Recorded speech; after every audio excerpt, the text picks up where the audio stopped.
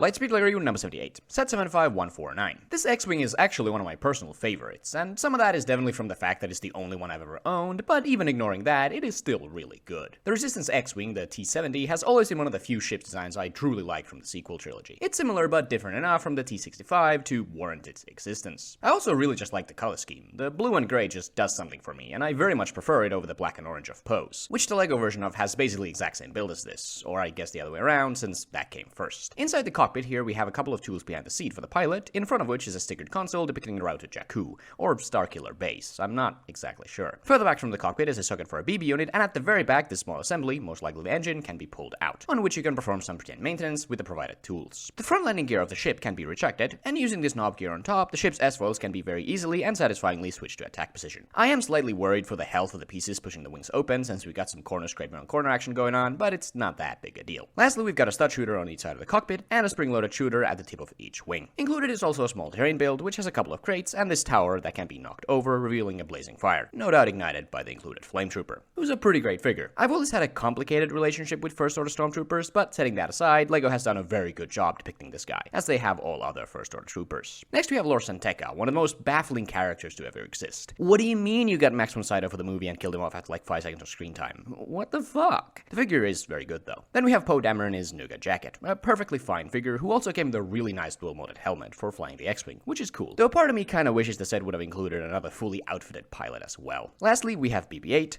It's BB-8. Overall, I really like this set. The X-Wing build is pretty fantastic, and the figure selection is good too, maybe lacking that second pilot. Finally, at $80 retail, not great, but could have been much worse. 9 out of 10. Let me know your thoughts below, and like and subscribe for more.